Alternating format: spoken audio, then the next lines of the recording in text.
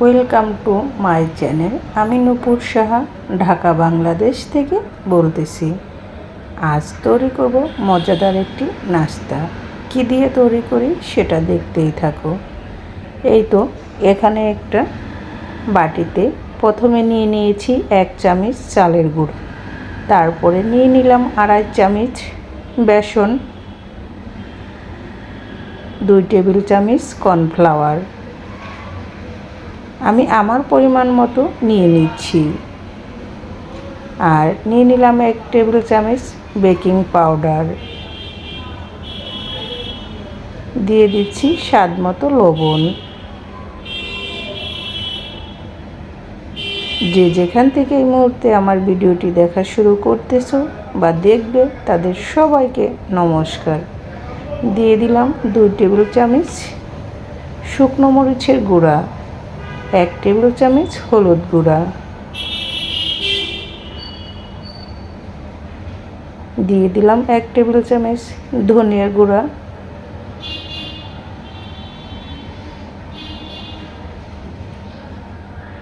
আর দিয়ে দিব এখানে কালো জিরা। এখন সবগুলো উপকরণ আমি ভালো করে মিলিয়ে নেব।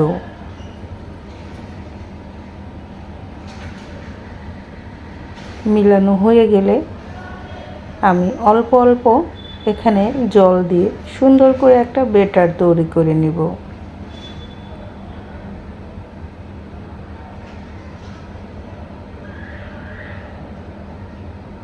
আমি এই নাস্তার রেসিপিটা কিভাবে তৈরি করি সম্পূর্ণটা দেখতে হলে আমার সাথেই থাকো আর দেখতেই থাকো।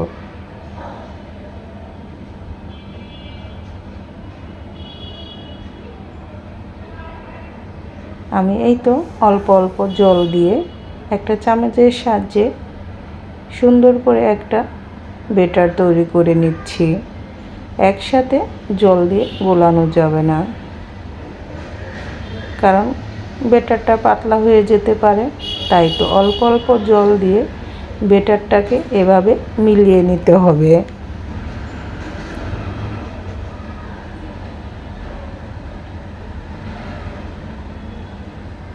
আমি ব্যাটারটা এভাবে মিলিয়ে রেডি করে রেখে দেব আধা ঘন্টার জন্য।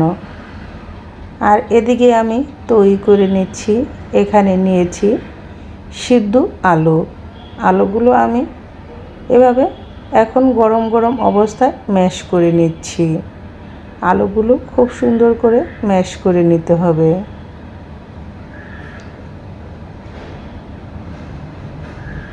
আমার আলুগুলো ম্যাশ করা হয়ে গিয়েছে। এখন আলুর ভিতরে বাকি উপকরণগুলো দিয়ে দিচ্ছি। দিয়ে দিলাম স্বাদ মতো লবণ, দিয়ে দিচ্ছি ধনিয়া পাতা, পেঁয়াজ কুচি, কাঁচামরিচ কুচি। এখন সবগুলো উপকরণ দিয়ে আলুগুলোকে হাতের সাহায্যে ভালো করে মেখে নেব। আর দিয়ে দিলাম 2 টেবিল চামচ টমেটো সস।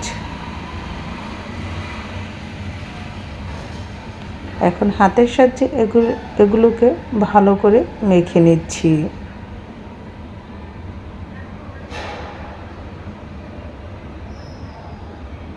আজ ঘরে থাকা এই অল্প উপকরণ দিয়েই তৈরি করে নিচ্ছি মজাদার এই নাস্তার রেসিপিটা। এই নাস্তার রেসিপিটা এতটাই সুস্বাদু মজাদার, ছোটো থেকে বড় সবাই বারবার চেয়ে চেয়ে খাবে। এই তো আমি যে আলুটাকে ভর্তা বানিয়ে নিলাম সেগুলো এখন এই ব্রেডের ভেতরে দিয়ে দিচ্ছি। আর এখানে আমি নিয়েছি ব্রেড, একটার উপরে আলু পেস্টগুলো এভাবে দিয়ে ব্রেড দিয়ে আরেকটা ব্রেড দিয়ে চেপে চেপে নিচ্ছি। দেখতে পাচ্ছ কতটা পরিমাপে আমি আলু পেস্টটা নিচ্ছি। আমি প্রত্যেকটা এভাবে দিয়ে তৈরি করে নেব।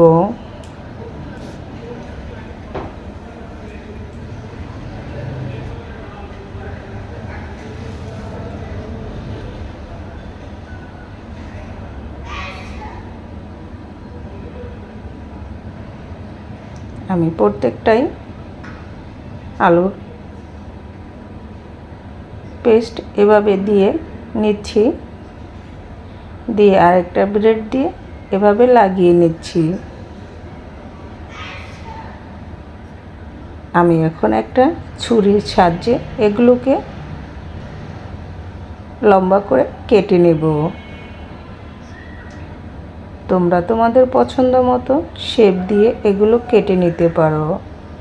আমি কিন্তু ব্রেডের চারপাশে শক্ত অংশ ফেলে দিইনি, আমি শক্ত অংশ সহই আঁচ তৈরি করে নিচ্ছি।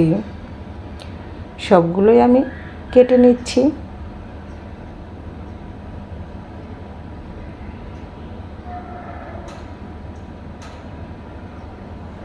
এই নাস্তার রেসিপিটা বানানোটা যত সহজ, খেতেও তার চেয়ে দ্বিগুণ মজাদার আর দেখতে এতটা লোভনীয় হয়।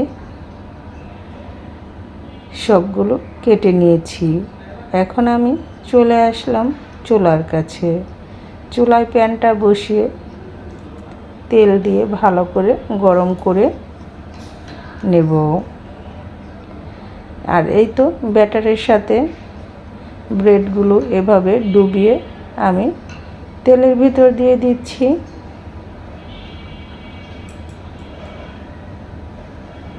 আমি সবগুলো এভাবে দিয়ে ভেজে নেব। চুলার আঁচটা লো মিডিয়াম আঁচে রাখতে হবে, তা না হলে দেখা যাবে নিচের অংশটা পুড়ে গিয়েছে। আমি এখন উল্টিয়ে দিচ্ছি এবং খুবই তাড়াতাড়ি এই ব্রেডগুলো ভাজা হয়ে যায়। এই দেখতেই পাচ্ছ কালারটা কত সুন্দর আর ইয়াম্মি হয়েছে। আমি উল্টিয়ে এগুলোকে ভেজে নিচ্ছি।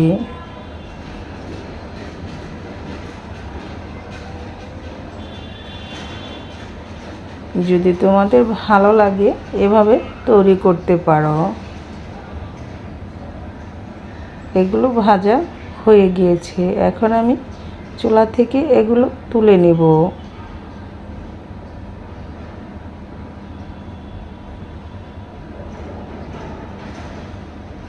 আমি এভাবেই উল্টিয়ে পাল্টিয়ে একটু ভালো করে ভেজে নিলাম।